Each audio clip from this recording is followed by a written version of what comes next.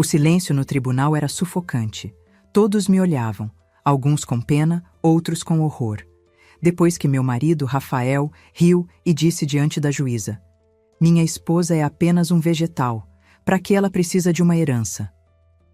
Aquelas palavras me atravessaram como uma lâmina. Senti o sangue gelar, mas também uma força antiga despertar. Com as mãos trêmulas, ergui o papel que guardei por meses, a minha última voz, a minha verdade. E quando o entreguei à juíza, a sala inteira ficou em silêncio. Naquele instante, soube que nada mais seria como antes.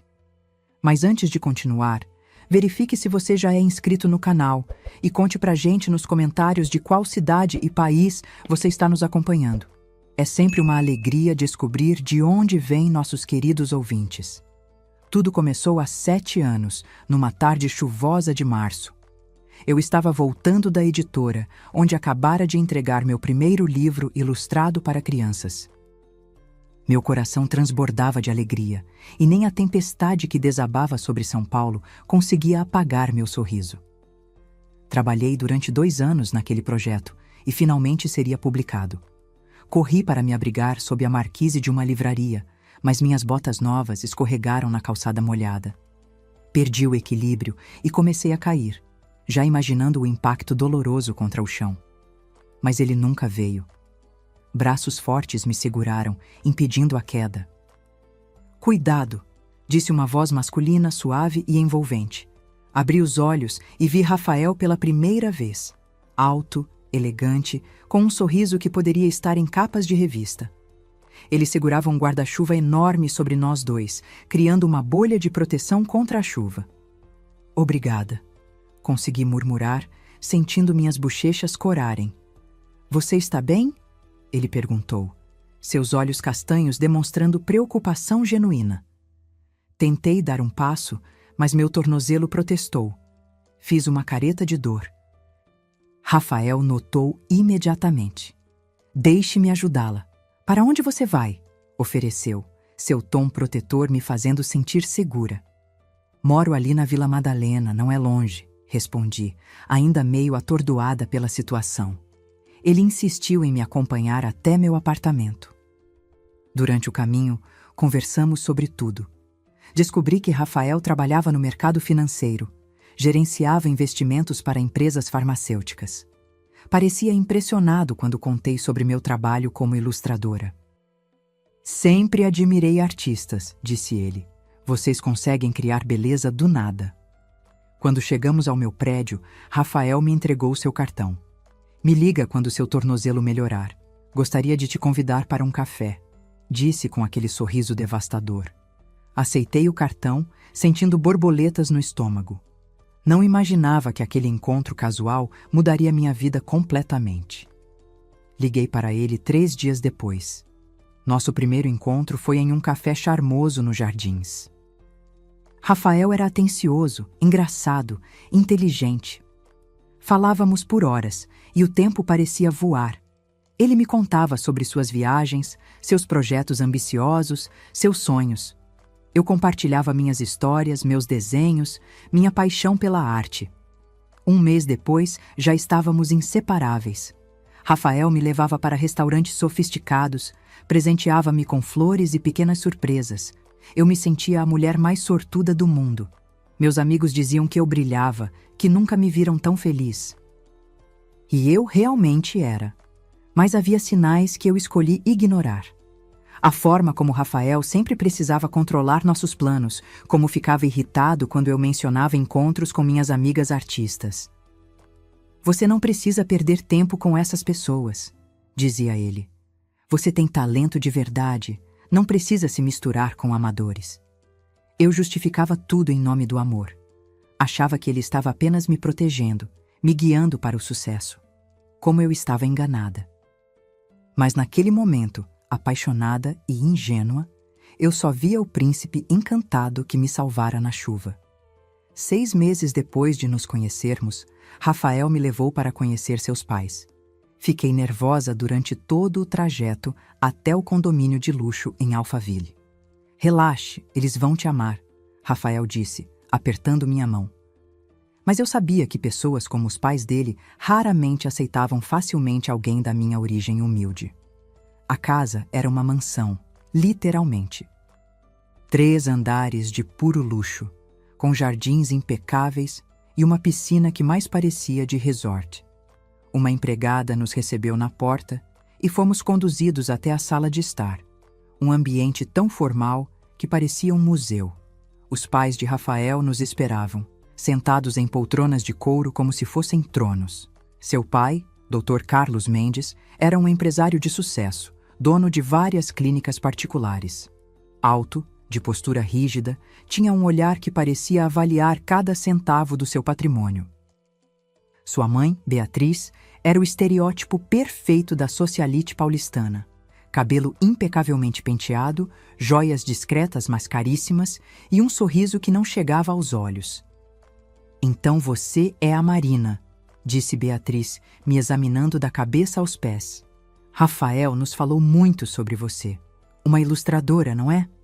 O tom dela fazia minha profissão soar como um hobby infantil. "Sim, senhora. Acabo de ter meu primeiro livro aceito por uma editora", respondi, tentando manter a confiança na voz. "Doutor." Carlos pigarreou. "A arte é uma área interessante, mas instável. Você tem algum plano de carreira mais sólido?" A pergunta me pegou desprevenida. "Pretendo continuar ilustrando, é minha paixão", respondi honestamente. Ele trocou um olhar significativo com a esposa, como se eu tivesse confirmado suas piores suspeitas. O jantar foi uma tortura refinada. Cada pergunta era uma armadilha disfarçada de interesse genuíno. Beatriz queria saber sobre minha família, minha formação, minhas perspectivas financeiras. Quando mencionei que meu pai era artista plástico, vi o desapontamento cruzar seu rosto. "Artistas na família. Que interessante", disse ela, num tom que claramente significava o oposto. "Uma mulher precisa ser mais do que apenas talentosa", Beatriz pontificou, enquanto cortava delicadamente sua carne.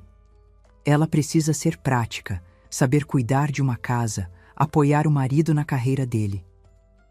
"Arte é bonito, querida, mas não paga contas." Senti meu rosto queimar de vergonha e raiva. Rafael tentou defender. "Mãe, a Marina é muito talentosa. Seus livros fazem sucesso." Mas até sua defesa soava fraca, quase como se ele também duvidasse. Eu me senti pequena, inadequada, uma impostora naquele mundo de luxo e sofisticação. Depois do jantar, enquanto Rafael conversava com o pai no escritório, fiquei a sós com Beatriz. "Marina, vou ser direta com você", ela começou, sua voz baixa, mas firme. "Rafael é nosso único filho. Ele tem um futuro brilhante pela frente. Precisa de uma esposa que esteja à altura, que entenda seu mundo." "Eu amo seu filho", disse eu, encontrando coragem não sei onde. "E vou fazer tudo para fazê-lo feliz." Beatriz sorriu, mas não havia calor naquele sorriso. "Amor é lindo, querida. Mas casamento é um negócio. Espero que você entenda isso." Suas palavras ficaram ecoando em minha mente durante todo o caminho de volta. 8 meses depois daquela visita aos pais dele, nós nos casamos. A cerimônia foi discreta, para a decepção de Beatriz, que queria um evento grandioso. Mas meu pai estava doente, e eu queria algo simples, apenas com as pessoas que realmente amávamos. Rafael concordou, embora eu pudesse ver a frustração nos olhos da sogra. Meu pai, Paulo, estava mais fraco a cada dia. Ele sofria de problemas cardíacos graves, mas nunca reclamava. No dia do meu casamento, ele me levou até o altar com lágrimas nos olhos. "Seja feliz, minha filha", sussurrou, "e nunca deixe ninguém apagar sua luz." Não sabia que aquelas palavras seriam proféticas. Os primeiros meses de casamento foram uma montanha-russa. Rafael era atencioso e carinhoso em público, mas em casa começava a mostrar outra face. Ele criticava meu trabalho de forma sutil, comentários que pareciam inocentes, mas feriam profundamente. "Esse desenho ficou meio infantil, não acha?", dizia. Ou, "Você ainda está trabalhando nesse projeto?" Achei que já teria terminado. Eu me dedicava cada vez mais ao trabalho, talvez como forma de provar meu valor. Meu segundo livro estava sendo um sucesso e recebi convites para ilustrar outros projetos. Mas cada conquista minha parecia incomodar Rafael. Você está trabalhando demais, reclamava. Mal tem tempo para cuidar da nossa casa. Tentei engravidar por quase 1 ano. Quando finalmente consegui, fiquei radiante. Mas a alegria durou pouco. Com 8 semanas, tive um aborto espontâneo. Rafael foi atencioso nos primeiros dias, mas logo sua frustração ficou evidente. Minha mãe conseguiu ter 3 gestações perfeitas, comentou um dia. A comparação doeu mais do que ele imaginava. 6 meses depois, engravidei novamente. Dessa vez, tomei todos os cuidados possíveis. Mas com 10 semanas, aconteceu de novo. Perdi o bebê. Rafael mal disfarçava sua decepção. Talvez você devesse parar de trabalhar tanto, sugeriu. Estresse não é bom para a gestação. Como se a culpa fosse minha. Comecei a me sentir uma fracassada. Não conseguia dar um filho ao meu marido. Meu trabalho não era valorizado e me sentia cada vez mais isolada. Rafael desencorajava meus encontros com amigas. Você não precisa dessas pessoas, dizia. Tem a mim, tem nossa família. Mas sua família nunca me aceitou de verdade. Minha única válvula de escape eram as visitas ao meu pai. Ele morava em um sítio pequeno nos arredores de São Paulo, onde tinha seu ateliê. Eu adorava passar fins de semana lá, respirando ar puro e conversando com ele sobre arte e vida. Rafael odiava essas viagens. Seu pai tem enfermeiros, não precisa de você toda hora, reclamava. Mas eu persistia. Papai estava cada vez mais fraco e eu sabia que nosso tempo juntos era limitado. Ele percebia que algo estava errado no meu casamento, embora eu tentasse esconder. Marina, você está feliz?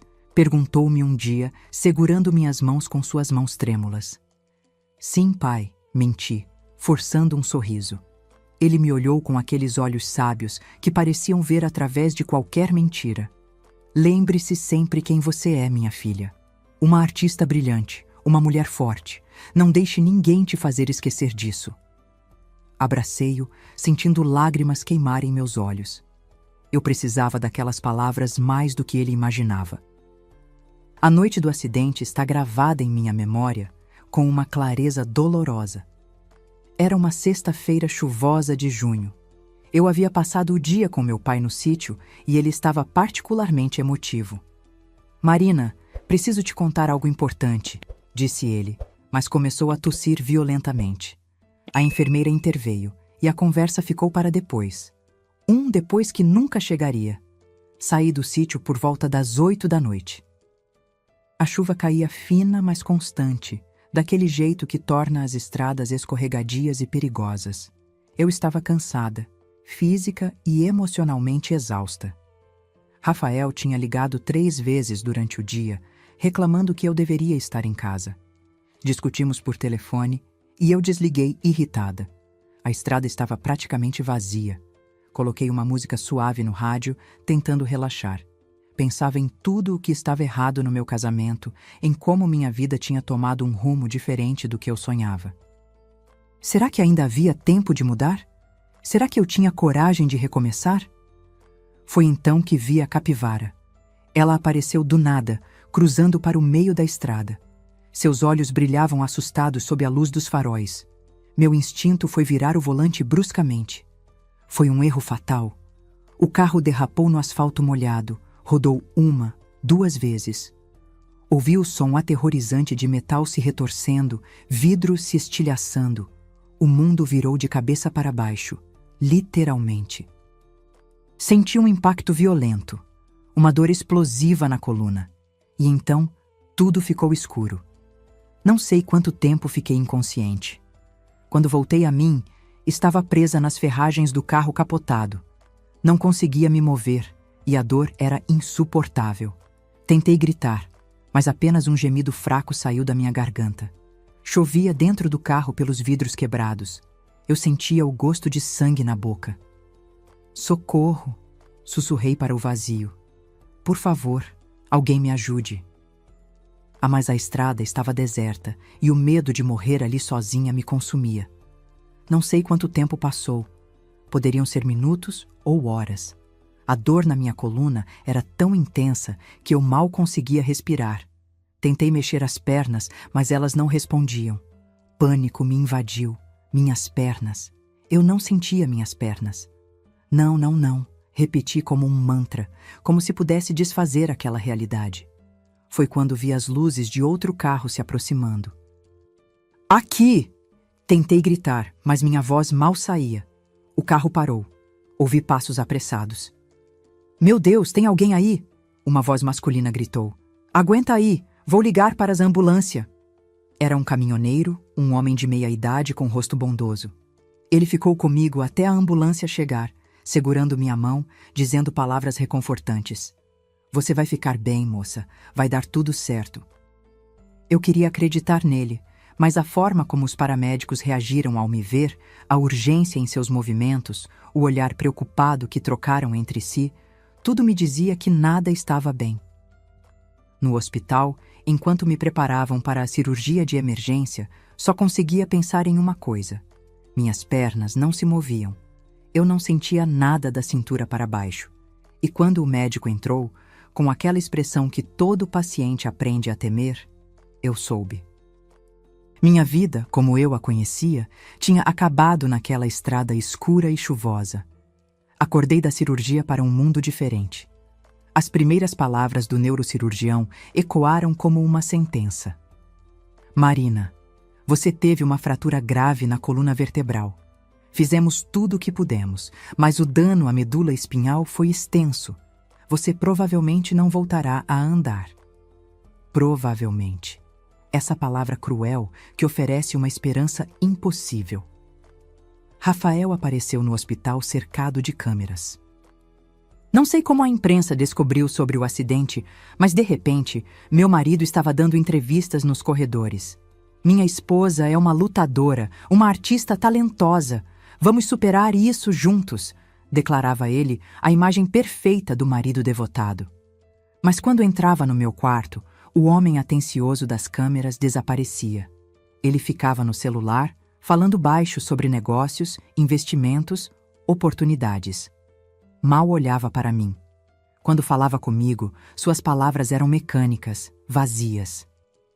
Como você está se sentindo? Os médicos disseram que você precisa de repouso. Não havia amor naquelas palavras, apenas obrigação social cumprida. 3 dias após a cirurgia, recebi a notícia que destruiu o que restava do meu espírito. Meu pai havia falecido. Ataque cardíaco fulminante. Ele se foi sozinho no seu ateliê, provavelmente pensando em mim. Não pude ir ao funeral. Estava presa naquela cama de hospital, incapaz de me despedir do único homem que me amara incondicionalmente. Algo dentro de mim morreu naquele dia. Parei de falar. Para que falar? Para dizer o quê? Que eu tinha perdido tudo? Minhas pernas, meu pai, minha vida? As palavras pareciam inúteis, vazias de significado. Os médicos chamavam de depressão pós-traumática. Eu chamava de desistência. Rafael organizou minha transferência para uma clínica particular caríssima, a Clínica Renascer. O melhor tratamento que o dinheiro pode comprar, ele declarou para as câmeras que ainda o seguiam. A clínica era linda, moderna, com quartos que mais pareciam suítes de hotel. Mas eu não ligava. Para mim, era apenas uma prisão mais luxuosa. Contratou uma enfermeira particular, Dona Célia, uma mulher de 50 anos com mãos gentis e olhar observador. Ela cuidava de mim com dedicação silenciosa, respeitando meu mutismo. Não tentava me forçar a falar, apenas fazia seu trabalho com competência e gentileza. Eu era grata por isso, embora não conseguisse demonstrar. Os dias se arrastavam numa rotina entorpecente.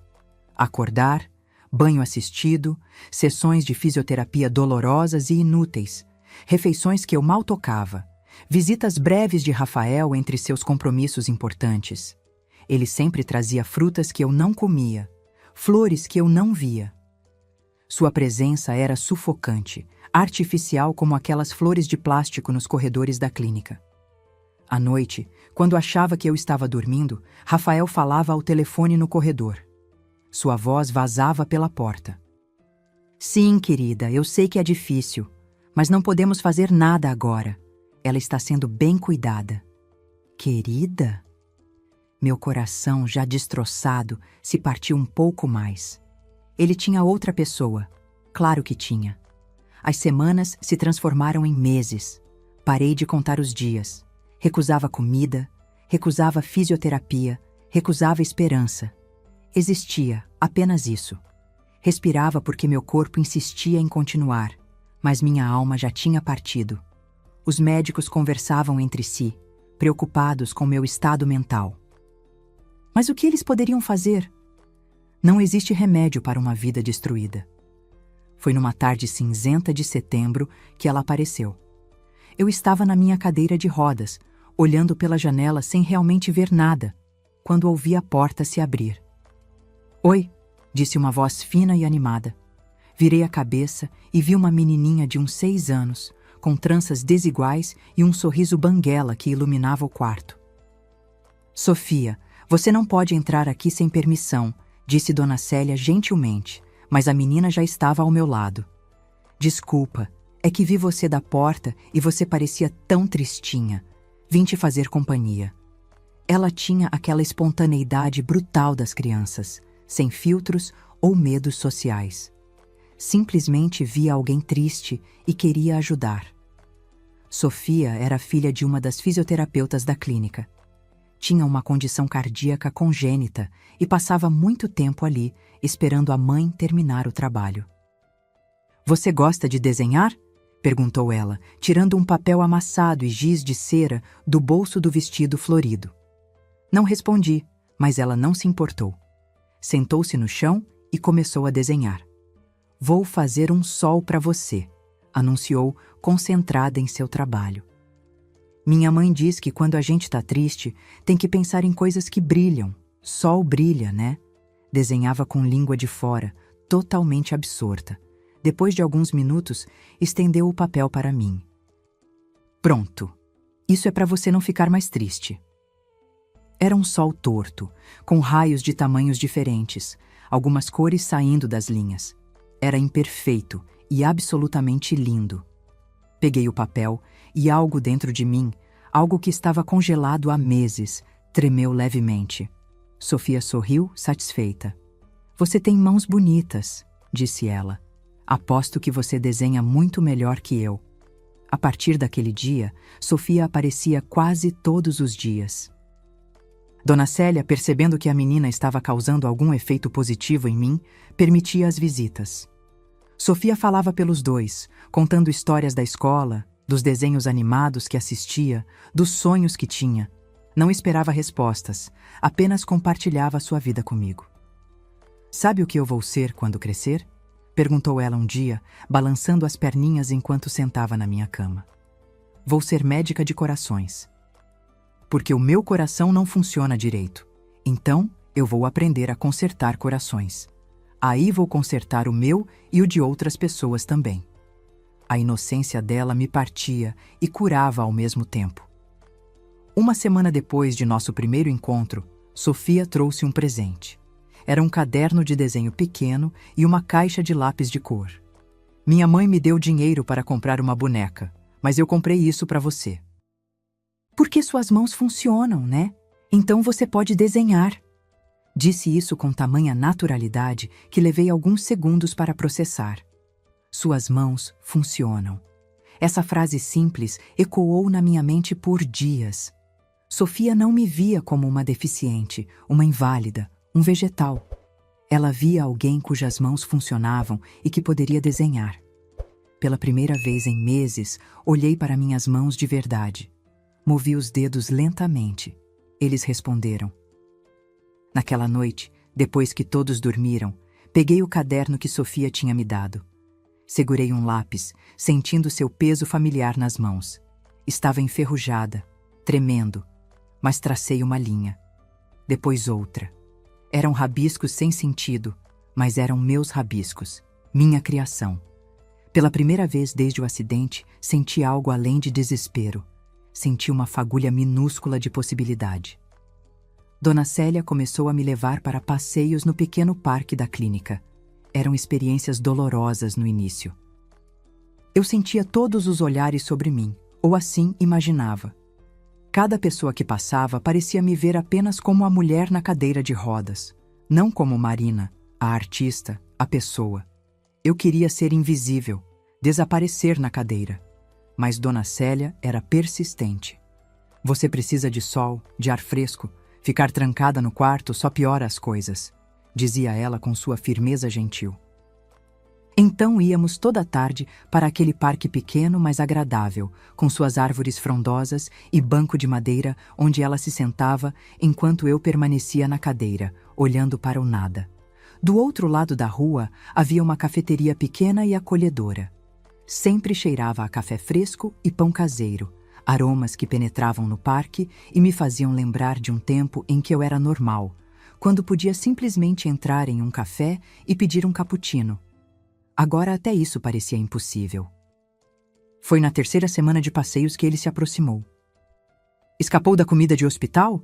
disse uma voz masculina amigável.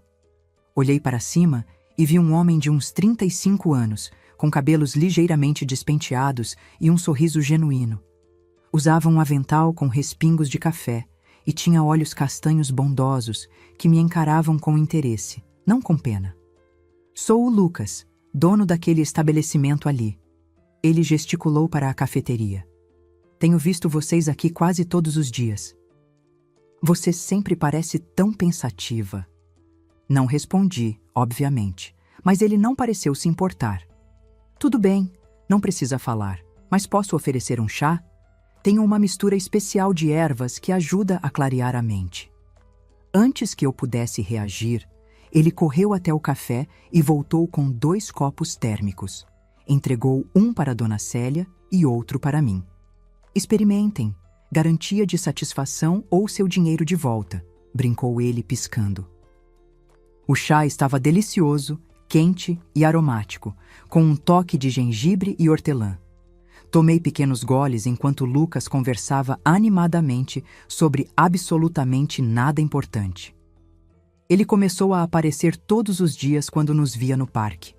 Nunca tentava me forçar a falar, apenas compartilhava histórias engraçadas sobre seus clientes, lia trechos de livros que estava lendo, comentava sobre o clima. Sua presença era reconfortante, sem expectativas ou exigências.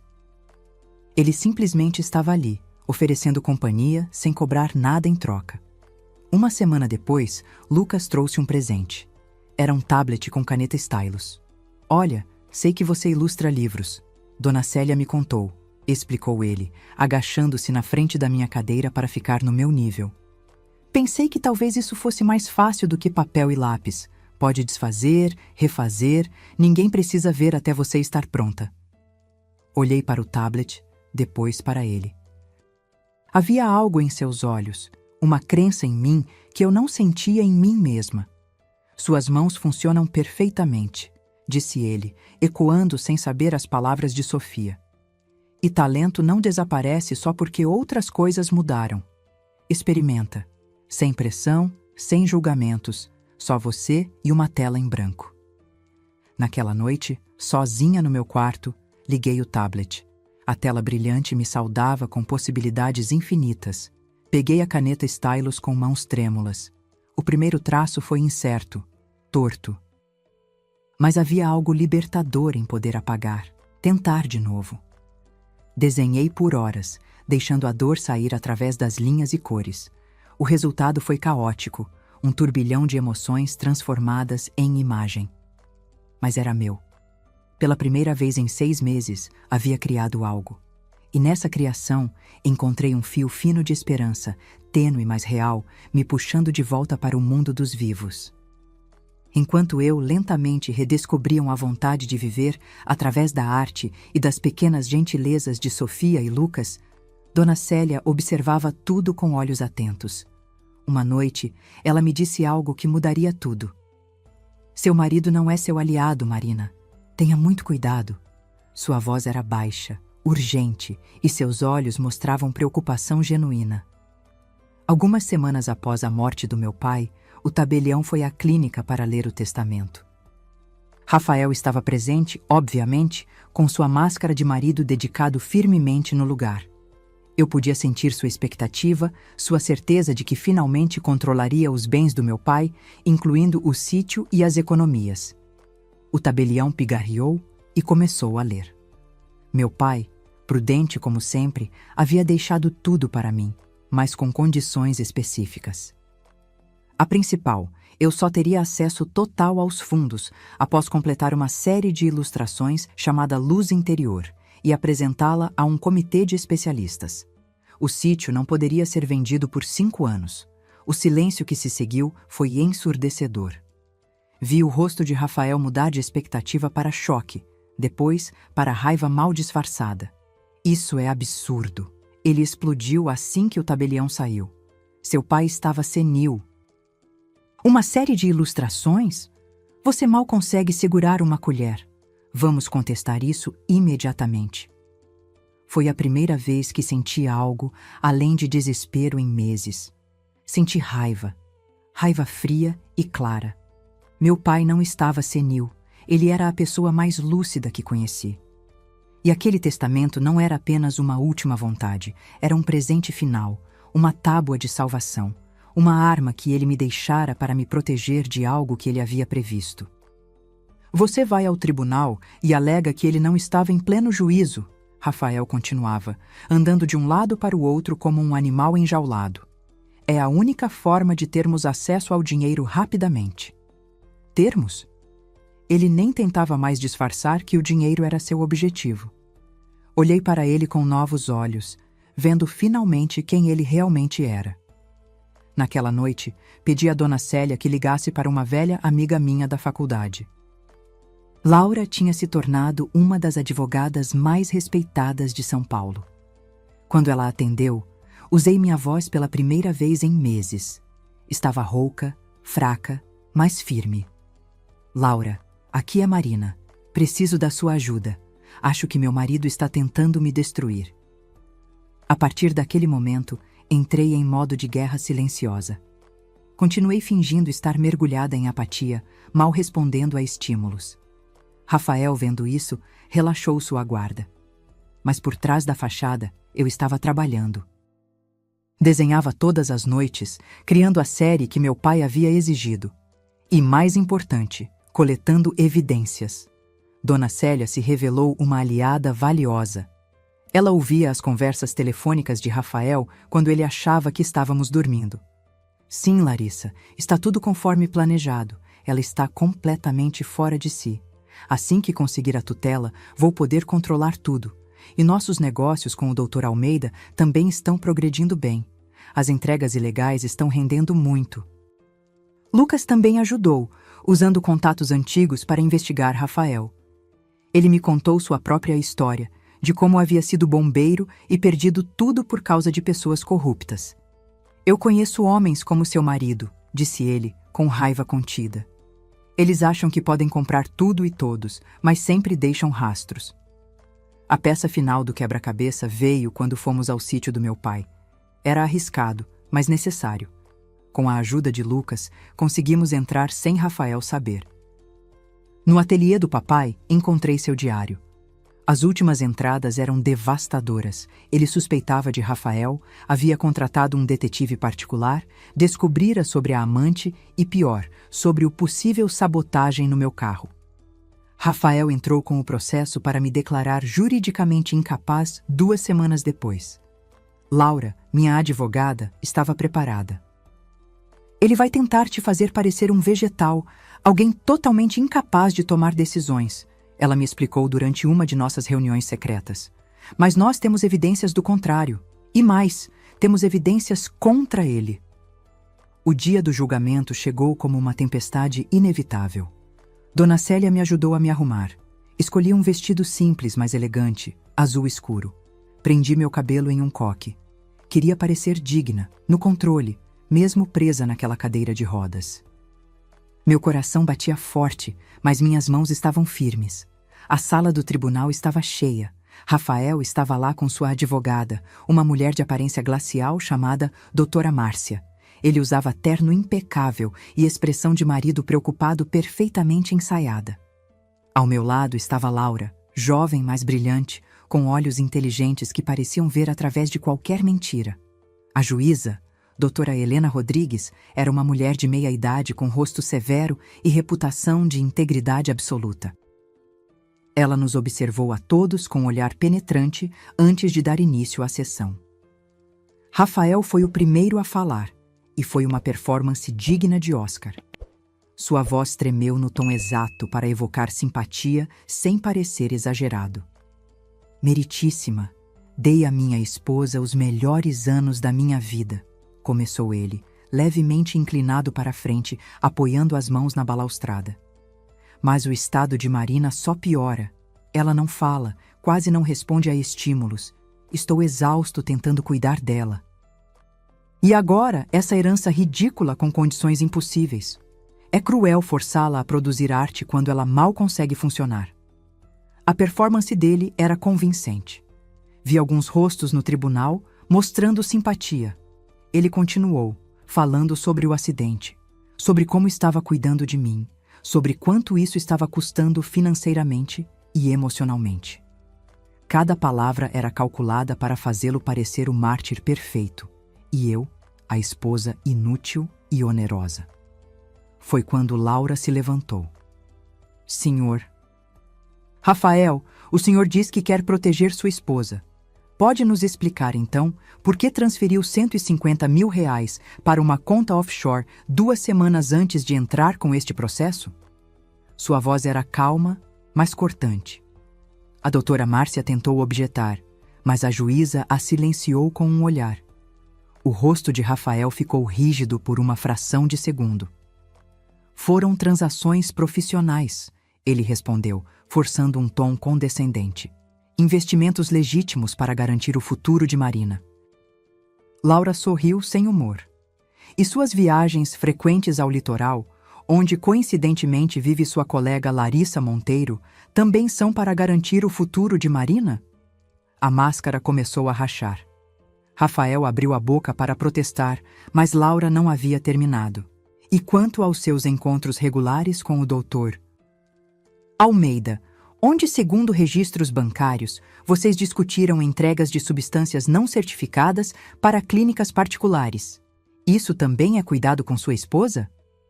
São insinuações vis! Rafael explodiu, perdendo a compostura. Você está mesmo disposta a me caluniar por causa do dinheiro dela? Foi seu erro fatal. A juíza inclinou-se para a frente, seus olhos estreitando. Senhor Rafael, recomendo que se controle. Continue, doutora Laura. O momento culminante chegou quando Rafael, completamente fora de controle após os ataques de Laura, cometeu o erro que selaria seu destino. Olhando diretamente para mim com desprezo puro, ele disse as palavras que ficaram gravadas em cada pessoa presente. Minha esposa é praticamente um vegetal. Para que ela precisa de uma herança? O silêncio que se seguiu às palavras de Rafael foi tão profundo que pude ouvir meu próprio coração batendo. Vi o choque nos rostos ao redor, o horror na expressão da escrivã. Até a própria advogada dele pareceu perder a compostura. A juíza o encarou com tanto desprezo que o ar pareceu congelar. Foi naquele exato momento que me movi. Com esforço visível, tremendo de dor e nervosismo, levantei minha mão. Peguei a folha de papel que segurava no colo desde o início da audiência.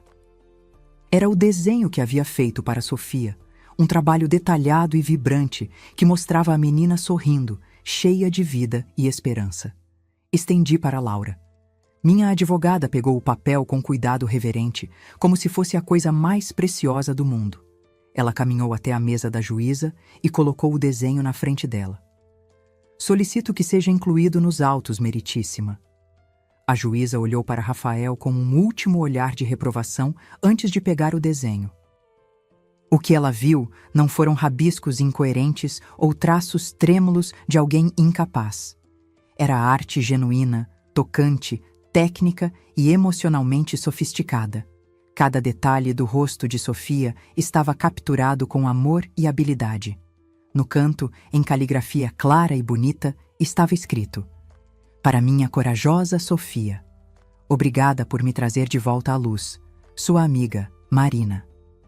A juíza ergueu o desenho para que todos pudessem ver. Murmúrios se espalharam pela sala.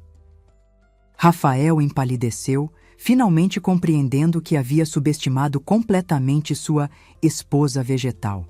Foi então que as portas do tribunal se abriram e 2 policiais entraram, acompanhados por um investigador.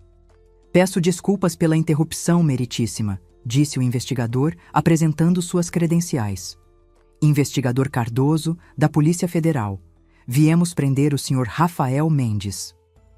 Olhei para Rafael e vi o pânico tomar conta de seu rosto.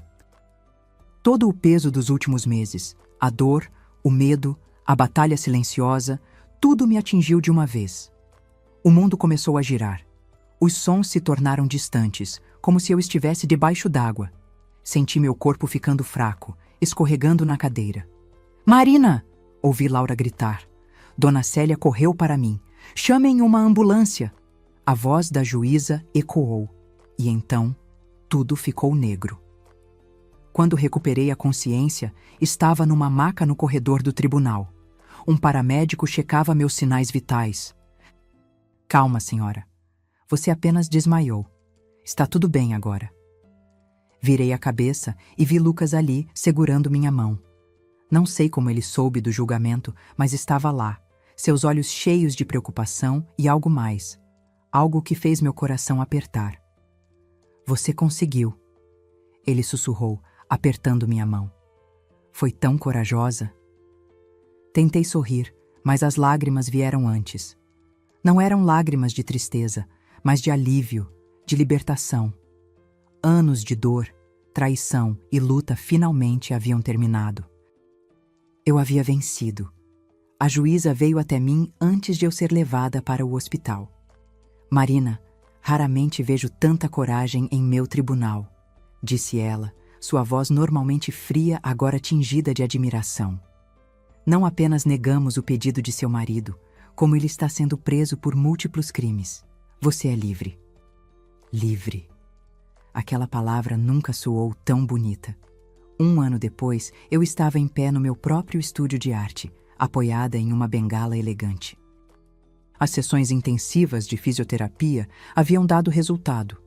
Eu não andava como antes, provavelmente nunca andaria, mas estava de pé.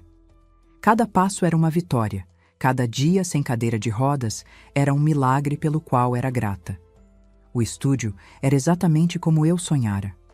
Amplo, cheio de luz natural, com paredes cobertas por minhas ilustrações. Tinha transformado o sítio do meu pai em um centro de arte-terapia para crianças hospitalizadas. Sofia era minha assistente favorita, sempre por perto, agora completamente saudável após uma cirurgia bem-sucedida. Minha série Luz Interior havia se tornado um sucesso. As ilustrações contavam minha história através de metáforas visuais de esperança, dor e renascimento. Foram publicadas em um livro que se tornou best-seller, com todos os lucros destinados a instituições de caridade para vítimas de violência doméstica e pessoas com deficiência. Rafael foi condenado a 15 anos de prisão. Os crimes se acumularam. Tentativa de homicídio através da sabotagem do meu carro, fraude, tráfico de substâncias ilícitas não certificadas para clínicas. Larissa, sua amante e cúmplice, testemunhou contra ele em troca de uma pena reduzida. Nunca mais o vi, e não sentia nada além de indiferença por ele. A herança do meu pai me deu segurança financeira, mas mais importante, me deu um propósito. Cada dia eu ensinava crianças a expressarem sua dor através da arte. Via minha própria jornada refletida em seus olhos quando pegavam um pincel pela primeira vez, quando descobriam que podiam criar beleza mesmo no meio do sofrimento. Lucas estava sempre presente. Nosso relacionamento cresceu naturalmente, como uma planta bem cuidada. Ele nunca me apressou, nunca exigiu nada. Apenas esteve lá, dia após dia, com seu chá especial, suas histórias engraçadas, seu amor silencioso e constante. 6 meses atrás, ele me pediu em casamento no mesmo parque onde nos conhecemos. Disse sim, sem hesitar. Não porque precisava dele para me completar, mas porque ele me complementava. A diferença era sutil, mas crucial. Eu era completa sozinha, mas melhor com ele ao meu lado. Nosso casamento seria simples, no sítio, cercados apenas por pessoas que realmente amávamos. Dona Célia se tornou mais que uma enfermeira. Era uma amiga querida e minha assistente no estúdio. Laura, minha advogada, visitava frequentemente e nos tornamos irmãs de coração. Até o caminhoneiro que me salvara naquela noite chuvosa, o Sr. João, era um visitante regular, sempre com histórias da estrada e um sorriso caloroso. Hoje, olhando para minha vida, vejo que o acidente, por mais terrível que tenha sido, me levou a um caminho que nunca teria descoberto de outra forma. Perdi minhas pernas, temporariamente. Perdi meu marido, mas ganhei minha liberdade. Perdi meu pai, mas encontrei seu legado vivo em cada criança que eu ajudo. Ainda há dias difíceis. Dias em que a dor física é quase insuportável. Dias em que olho para minha bengala com ressentimento. Mas são cada vez mais raros. Porque aprendi que força não significa ausência de fraqueza, mas a coragem de continuar apesar dela. E que às vezes, os momentos mais sombrios da vida são apenas prelúdios para os mais luminosos.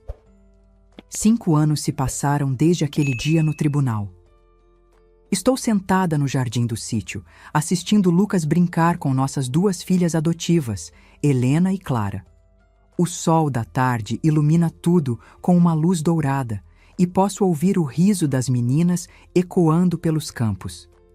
Minha bengala está apoiada na cadeira ao meu lado, um lembrete constante de onde estive e quão longe cheguei. Às vezes ainda penso naquele momento no tribunal, quando Rafael me chamou de vegetal. Aquelas palavras que deveriam ter me destruído acabaram sendo o catalisador da minha libertação. Foram elas que me deram a raiva necessária para lutar, para provar não apenas para o mundo, mas para mim mesma, que eu era muito mais do que minhas limitações físicas. Meu pai estava certo sobre tudo. Ele viu a verdade sobre Rafael antes de mim, protegeu-me mesmo depois da morte e deixou-me não apenas uma herança material, mas uma missão que deu novo significado à minha vida. Onde quer que ele esteja, espero que saiba que sua filha não apenas sobreviveu, mas floresceu. Aprendi que a verdadeira deficiência não está no corpo, mas na incapacidade de amar, de ter empatia, de ser genuíno. Rafael, com seu corpo perfeito, era o verdadeiro inválido. Eu, com minha bengala e minhas cicatrizes, sou mais completa do que nunca fui quando podia andar sem ajuda. Agora, se você gostou dessa história, clique nesse próximo vídeo que está aparecendo na tela, porque nele há uma história de traição e reviravolta como você nunca viu antes.